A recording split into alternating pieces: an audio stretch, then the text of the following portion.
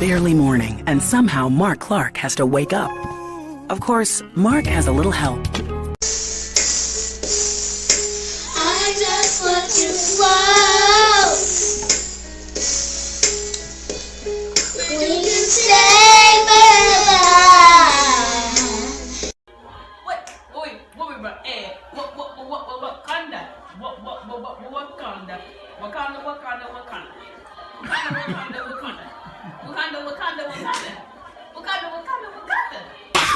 Level up, level up, level up, level up, level up, level up, level up, level up, level up, level up. On the road again. I can't wait to get on the road again. Riding back on Hilton Head Island. I can't wait to get on the road again. Bam! Mom's in front. Bam! Skylar's second. Spencer's third. And last but not least, the first, Sid Rock.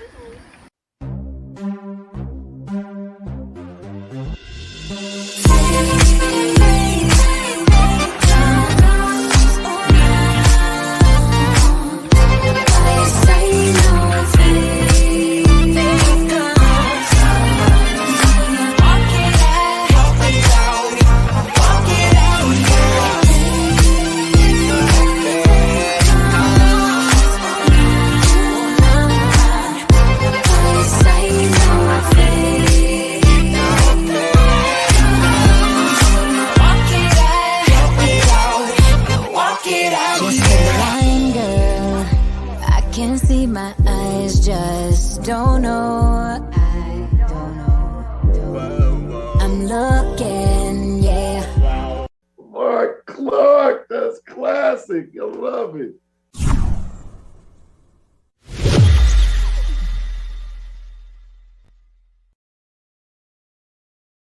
And welcome, welcome, welcome. The gang is back together again. What up, though? What up, though? Mr. Vegas, it's been a minute. Yes, it has, man. You know, normally when people leave and go to bigger and better things, they forget about people like me. But it's good to see that you have that connection with me, with the little people down here still tracing their dreams. Thank you for that, Mr. Clark. Look, man, don't play with me. You and Raheem Devine been tearing up the world. You know, you don't have time for me anymore, so I'm just glad to have you just for a second. And you know, Bootsy also not only on this show but on my other show. Bootsy's doing his thing on the other show. Brandy Proctor is back, the queen. I'm in your seat, Brandy. Thank you. She's back along with Bootsy Vegas, media superstar and mega musician. What's going on, everybody? Good morning. Let me tell you right now. Let me tell you right now. Look, That's right, Bootsy Vegas on TV in DC. You go ahead, Bootsy Vegas. Do your thing, son. You know. Okay, so Bootsy, we got a couple things popping off again. I don't know when who's ever watching this show, millions who are watching. You know, I guess we can talk about. You know, we're not into the election results yet. All we know is that you know the election. They're still counting. And also, Bootsy, you did something that I thought was really amazing with an elected official. Now, we're not going to say exactly. You offered it to someone else in addition to the person you did it with, and they did not necessarily respond in time. And I don't know if this is going to mean they win or lose, but Bootsy, just give us a little bit of what you did for one of your political friends, which I thought was a brilliant idea. And maybe if you are someone who's running for office, maybe just a little bit, don't give up all the secrets, Bootsy, but you had a formula that you thought would be very effective. And I think it is. Yeah, well, this is actually the third time that it has ever happened. The other two won. And what I wanted to do was in the DMV area is connect art and music with elections and politics. And, you know, sometimes, you know, when you have these elections, they'll use celebrities to go vote. But I think sometimes it's good for these celebrities and these media, you know, musicianal people to have political discussions and show how some of these public policies affect them every day through the arts, through schooling, just through basic funding. So this is the third time that it has been done. Really been successful at it. Over 200,000 views right now. Wow. Yeah. So, I mean, when everybody, kind of gets on board, but for me, it was also to connect a demographic that I feel like a lot of politicians do not court or just even think about. There's a musicianal scene in the DMV area with people who patronize them weekly that has been doing this for years over top of years, who want the same things out of their political figures for their kids. And I don't think people have that discussion all the time. So that was really what it was for, was to connect art and politics together. Because as you see in these national elections, they always use celebrities and famous rappers to come out to endorse people. So I just did it kind of like on a local level, but also for people to understand in the DMV area what the musicianal local scene means and why it's important to stay connected with them. First of all, I want to congratulate you. I think you created a new word, musicianal, which ring the bell. Come on now. This is why I picked the top draft pick out of the media role. It was Bootsy Vegas, #1 ranked, and that's why he's #1 in my world. #2, Bootsy, I think you've definitely tapped into something, because whatever city we're talking about, that music in DC, it happens to be go-go. In Baltimore, it happens to be a Baltimore club. The music scene, like you said, is so rich and so powerful. And the thing about it is, Bootsy, these, it's not a kid thing anymore. This, you talk about go-go, this is 35, 45, 55, 65-year-old people. Baltimore club, same thing. You're talking about people who are homeowners, migrating, who have families. And people who migrate back and forth, who are entrenched in all cultures. Exactly. I had a great discussion with a media person who called me yesterday about it. And he said, I hope they really paying attention to what you do. Because he says, let me ask you a question, Sally. And he called me my real name. He said, how many people you think are in the DMV area if you really, put it down? I said about maybe 1 to 2 million. He's like, yeah, it's like 2.3 million. He was explaining to me that if you really connected the dots of Northern Virginia, Moe County, Anne Arundel County, and all that. He's like, man, it's almost 2 million people. It's over 2 million people, and nobody ever tries to connect with them through the arts. I think what you did is really amazing.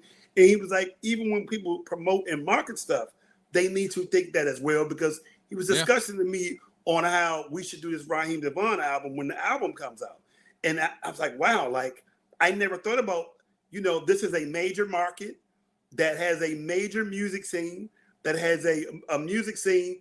Even when you look at Baltimore, Beyonce and Kanye literally devoted their summers to it. Go-Go Music, BET did a whole Don't Mute DC thing. So it's like people don't always think to connect the two worlds together. Yeah.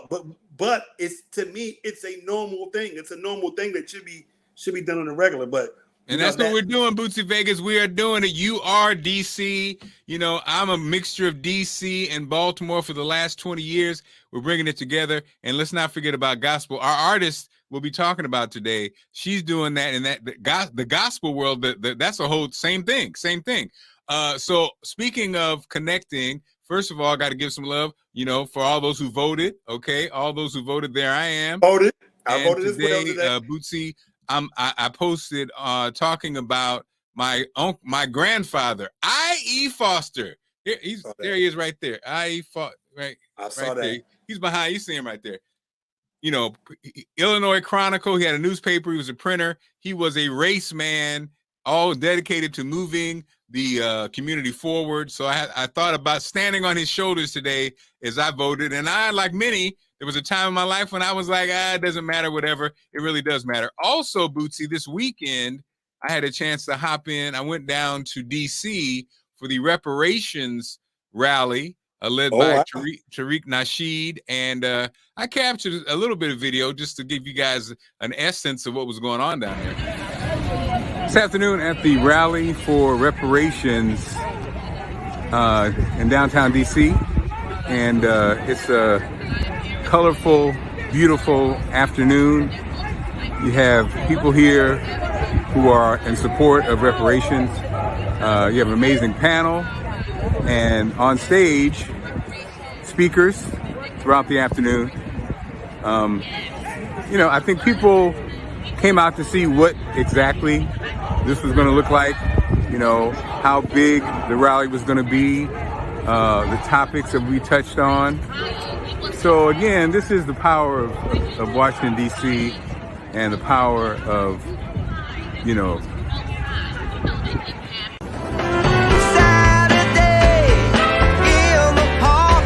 okay, of course, I had to hop on the scooter when I was down there. Okay, Chicago. Okay. And then also today on the television show, you know, always when you talk to young people, as you know, Bootsy, because you work with young people, you always discover something. And Black people, you cannot be afraid. You cannot not engage. You cannot take advantage of any moments you have to connect with young Black folks, because they need us, and you'll be surprised. So these young men, was out at doing my TV gig, and these brothers here, I asked them what do they want to do when they grow up, and Bootsy, they said soccer, which was like, okay. Now the interesting thing is, again, when you see us, no matter where you see us in the world, you probably have a tendency just to project on them who you are. So, you know, I assume there were some young kids, some Baltimore kids from Baltimore. When they said soccer, I was like, okay, that's interesting. And then I heard them talking amongst themselves, and they were speaking Swahili. They were speaking Swahili. And so I say, Bootsy, hey, y'all, how many languages do you know? They said, well, we know Swahili, Spanish, and English. I said, okay. And so they're from Africa, and obviously living in the in Patterson Park area in Baltimore, which is a community that is culturally diverse, especially there's a large Hispanic population there. I mean, of course, back in the old days, that probably was Greek, that probably was Italian, that probably was this, but now it's Hispanic. And again, I just felt so great that I connected with these guys, and you know, they were off from school on their bikes, just, you know, and again, you know, Bootsy, when we were coming up, that's what you used to do. Get on your bike with your brother and sister and your friends and play. And so I'm sorry, what'd you say? No, I said absolutely. And I just want to say about that voting thing, how you connected it with your, that's your grandfather, right? Yes, sir. With me, I connected with my mom, who could not vote until she moved to D.C. My mom was born and raised in Charlottesville. And because of the racism in the early 60s, it wasn't safe to vote. So I take my voting thing very seriously, in the spirit of my mother, who could not vote until she migrated to Washington, D.C. to go to Howard University. Come on now. We stand on our shoulders. Now, this young lady who's been waiting in the wings, Bootsy, she's been waiting in the wings patiently. Why you keep her waiting, Mark? I should have brought her on. You're right. Now, she is family, okay? She's family in that Marva, who, you know, Marva, Big Fat Morning Show, Mark Troy and Marva. I first met this young lady when she was a baby, and she's Marva's fine cousin, who I said looked like Pam. I call her Pam Grier, but that is not her name. And sadly, you know how Black folks, we just call you, you know, that's what we do. But we'll just give you a nickname and tell you to live with it. Right. We decide. It has nothing to do with you. We just gonna put our name on you. But Sherelle is a super talented, in addition to being beautiful, super talented, and she is coming to the stage with her play, The Prayers Club. Come on now. I love it. You know, featuring some of our favorite people, including Larry Lancaster, who's been on many times before, Amber Miller Moore, and ladies and gentlemen, without any further ado, the lovely, I call her Pam Grier, but Sherelle, the writer, joins us. Sherelle, what's going on? Welcome to the show. How you doing?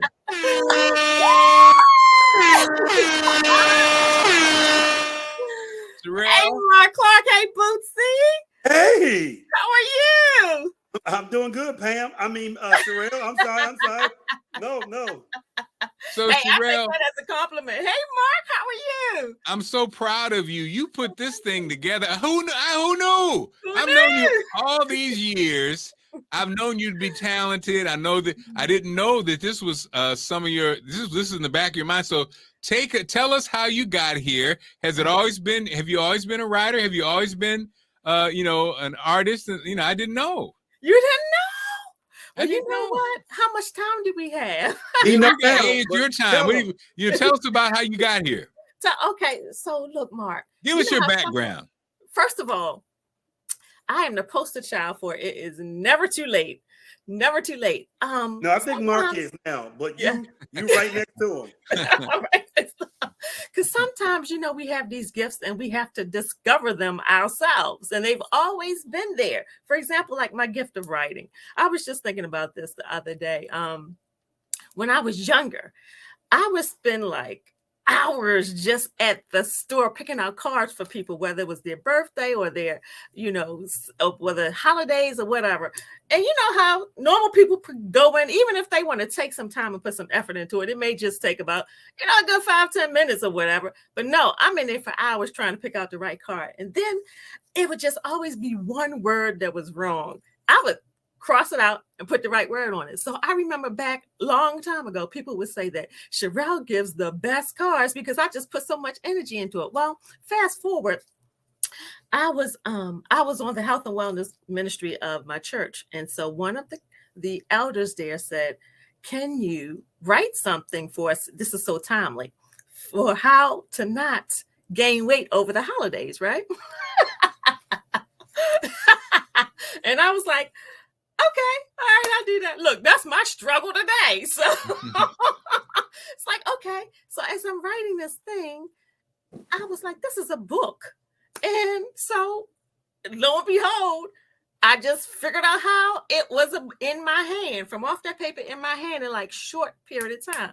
So I was like, girl, you had this gift of writing when I just thought back to everything that, you know, I was doing, like even in my younger years, even with the little thing is picking out the card, taking forever and ever to pick out a card and just crossing out the right words and putting the wrong words and putting the right words in there. So that was how I discovered my gift. And this was 2006. So that was my first book, was a comedy, health, and fitness book. Because I'm always putting smiles on people's faces. That's one. I love the title though. I love the comedy, health, and fitness. Like, yes, I love the whole setup thing. So yes, comedy, health, and fitness. So that's how I was.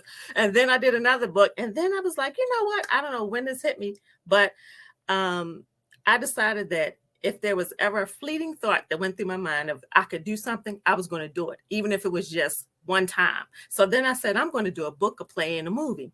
Well, you know, so I'm doing this fast one day. I'm telling you how to pray. I'm getting to now the Prayers Club, doing this fast. And then, so I was coming off this fast, you know, being all holy roly. And I said, you know, let me come down a little bit. So I went to this comedy show, right? Well, lo and behold, the radio comedians during the daytime, they're a little different at night. Yeah. And my ears was like, oh my God. They were just like, blah, blah, blah, blah, blah, blah, blah, MF, blah, blah, blah. And I was like, oh my God. So, you know, I'm super sensitive because I'm just coming off of a fast, like spiritually. So then I thought about it and I replayed the jokes in my head. And I was like, you know what? They could be just as funny without all that profanity, right? So this was a Friday I went to the show. Monday, I had the idea for the Prayers Club, the movie. And I was like, I'm going to write this movie. I'd never written a movie before. Fast forward, taught myself how to write a movie. And I said, well, let me see if this is as funny as I think it is. I submitted it to one of the top faith-based film festivals called the Kairos Prize for Spiritually Uplifting Screenplays. And it placed as a semifinalist. So I was like, girl, you got something. Yeah, I was like, oh, okay, that. It's like, okay, you got something. I was like, okay. Now, I don't know nobody in the movie business. So how are we going to get this movie done? It's like, okay, well, do what you can do. Work with what you're working with. That's always my motto. Work with what you're working with. Like, okay, we're going to do a play. All right. Well, let's do a play. So I remember this so well. This was Resurrection Saturday before the Easter Sunday in 2009. I sat at my table all day and I turned that movie into a play. Now, never done none of this before. That's how I know it is nothing but the grace of God and the gift that he has given me. I haven't not been to school for film, plays, nothing. And I turned it into a play, and we did that play at the Murphy Fine Arts Center that year. So we are bringing this back 13 years later. It was phenomenal then. And, you know, was phenomenal then. But the lessons that I learned, because like I said, nobody was walking me through it. The lessons that I learned about what not to do, it's going to be much better. And I'm scaling down. I'm going to do a little more intimate at the Magoo Beach Joke House, and 300 seats instead of me trying to fill up 1,500 seats my first time out, which I did 500. Pat myself on the back, but of course, to me, that was a total failure because it was more empty seats than full. But if you think about it, like 500 people coming out to your first time doing something, that's an accomplishment. I didn't see it like that back then. I did not. It was like, oh my God. Okay, so question. Go ahead. Question. Now wait a minute. Hold on. Now, Sherelle, this is Bootsy is the questioner, aka the questioner. Bootsy, before you start asking questioner, I just want to say, Bootsy, just an observation, because I know you've been through this before. Isn't it crazy, Bootsy? So, Sherelle, Marva, that's your cousin, Sherelle? My cousin. Uh-huh. So, Bootsy, me and Marva are super close. In fact, we have the same birthday. All the years we worked together. So when I listen to 2 days after you all. Oh my goodness. So when I listen to Sherelle, Bootsy, I hear Marva, right? And then I not only hear Marva, I know their family, and I know those who are here with us and those who've gone on up. And it's just amazing. You can hear, how it is, Bootsy, you can hear somebody's family with them, and that intelligence and the sweetness and the blessing. And so I just wanted to share that before you anointing. Right. Before you hit her with the questions. Now go ahead, questioner. Okay. So first things first. Mm-hmm. Now, as a faith-based play, please, I would love to know, was there any pushback or was there any conversations had with you being a spinoff of a stripper movie? Now, we talked about coming from the Joke House, but for a lot of us who were in our teams, The Players Club was one of our favorite movies, you know what I mean? And, we all need prayers after we go with the players or whatever. Was there any pushback? Was there any reservation? And did anybody have a real conversation with you about that? No, but you know why? It wouldn't have mattered because I know that God has gifted me. And I had to get past all of that, what people think for my own self to really, let my gift flourish. It's because I know what he's given me. He's given me a unique anointing, a unique way and creative way to do things. So as you all were talking about connecting the dots, bringing people together. So I'm bringing a faith-based world and a secular world together because because like you said, it's the spinoff of the Players Club. And the faith-based, they come, okay, it's the Prayers Club. So we all come together to have a good time and laugh together with some good comedy and a good show and a good story. And so the whole thing is everybody's going to come away with something because the secular people are going to be cracking up at our raunchy comedian who is Larry Lancaster. And I know he's a friend of you all. So he's going to be off the chain.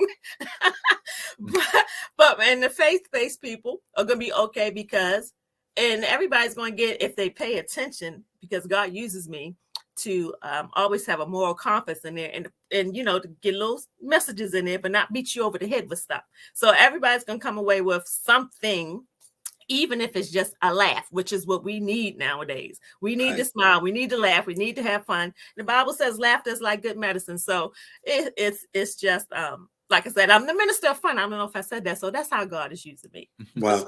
Let me ask you a question. Did you have reservations when you first thought of it though? Like, did you wrestle with it? Huh? I'm always tiptoeing on that line. I have a book called Sinless Sex. I have another movie called Hold on. It's called what? Sinless Sex. Sinless Sex. I'm always tiptoeing another that show, line. Mark. Okay, we gotta my movie that just is on Tubi, my short film called How to Be Your Husband's Mistress. If you think about it, it's all, if you really think about the titles, it's like they catchy, but okay, how to be your husband's mistress. That's kind of like self-explanatory. It's helping marriages, right? Sinless sex. Like, what is that? It's sex between a husband and a wife. That's what it is. People sometimes don't know what it is. They ask me, what is sinless sex? And I'll say, well, what do you think it is? Man, I get so crazy answers. And I think it's like sex after you get yourself right, or when you start going to church, or something like that. I get all kind of crazy answers. I'm like, no, it's just sex between a husband and a wife. Well, you know what? Now, and back to the family thing, Miss Sherelle. So what's interesting is, Bootsy, again, back to Marva and the family, you guys are all kind of this way. Who gets credit for, again, you guys are spiritual, but at the same time, you guys are funny, and at the same time, you guys are really not afraid of your sexuality. What family member, where did that come from? Because it seems like it's a theme in the family. You see, like it's a theme. I need to come meet the family. I need to come to dinner. Oh, Bootsy, beautiful ladies in the family. But is there somebody? Was it Big Mama? What was it? Where did it come from? Look, you trying to say somebody was freaky? Well, freaky and funny. I'm just saying somebody. That's a good combination. Freaky funny. That's a good combination. Well, yeah. So I was. Somebody else was telling me. I was like, we have a lot of talent in our family. I was talking to one of my other cousins who is a musician too. So yeah, I embrace that because sometimes it takes us a while to, like, if we're gifted and talented, to say, you know what, I take it up with God. So I have many different gifts and talents that I am just like saying, y'all about to be sick of me because I'm not slowing down. Now, when I looked at the some of the tape I had from when we did the first one, and I was counting, that person is not here. They were coming out talking about how good it was and how much fun they had, and I was like, that person ain't here, that person's not here, that person not here, and it was too many. So I'm like, no, that's like that's like an awakening. Sometimes it's like, no, you can't be sitting on nothing no more. It's because people are leaving and they're not getting to see this, all of this stuff that you have. No, I'm not going to sit on this stuff anymore. No. So where can we go? How can we get tickets? When, where, who, what, when, where, why? Look, I took this to the polls with me today because I knew they was going to hang out with. I knew they was going to pull me up, right? They were going to come to me. I was ready. Okay, so you can go to theprayersclub.eventbrite.com online. And if you happen to see me around town, I got physical tickets too. Let me go pull some out. I'm ready.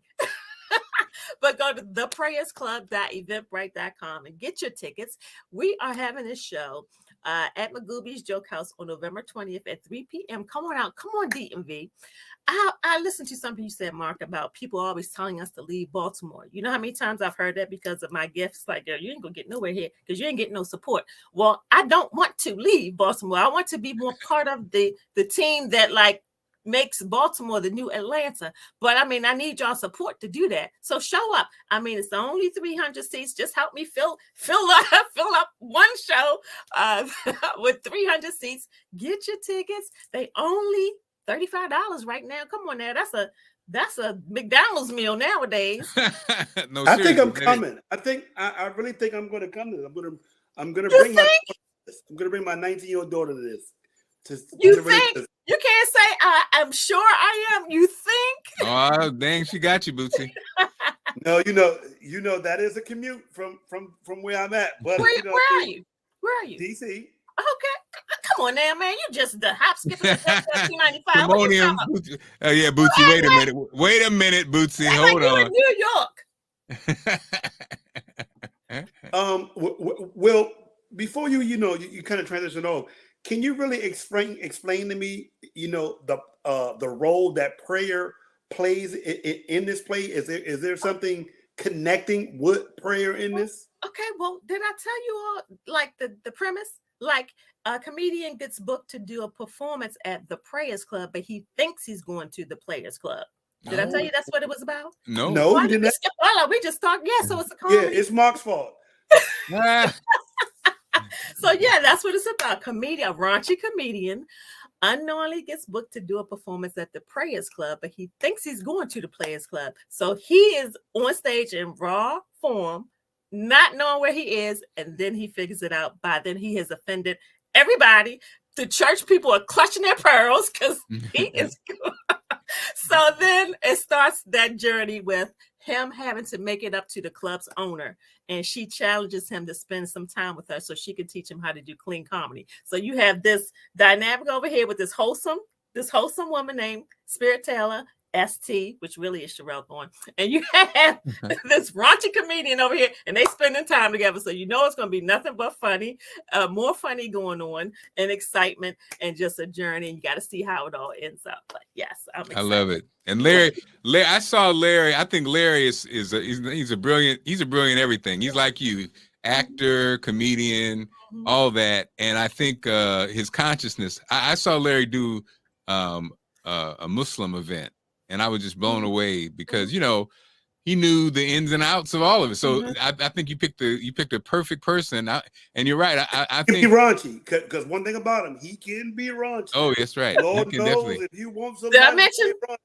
Did I mention Larry did the first? He did the first play. Did I mention? No, really. Larry did the first play 13 years ago. So for him to come back says a lot about the storytelling and just the opportunity to be more raunchy. No, I'm sorry. Say it again. You're trying to crack all that. So look, Pam, Sherelle, so proud of you. If you're watching this, we need you. Let's sell this out. It's not hard to do. Now, November the 20th. Let's go. Sherelle got 900 family members. So get your tickets because it's gonna sell out. No, it's gonna sell out. And so again, Sherelle, thanks again for joining us. Continued success. And every time you have a new play, a new movie, make sure you come see us, okay?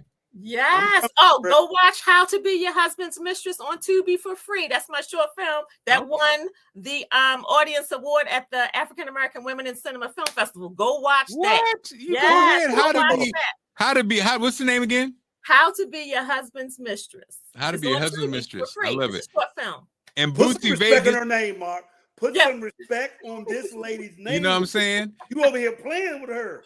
I know. Respect in her name. And Bootsy Vegas, are you anywhere in the next couple of weeks? We need to know about Crank Crusaders. Yes, November the 18th, the Piano Club. The Crank Crusaders featuring Raheem Devon. November the 18th. We have been booked for an amazing New Year's Eve show. I guess I'll wait for that one. November the 18th, the Piano Club up here in the DMV area. The Crank Crusaders featuring Raheem Devon. Awesome. Thanks so much, everyone. Be blessed. Make sure you like, you follow, you tell your friends about the podcast and tell your friends about the play. November the 20th, 3 p.m. Club. Joke House, Mark. Put some respect on her name.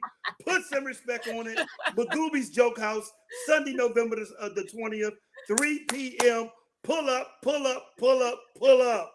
Get your tickets ahead of time, though. And That's then right. pull up. Yeah.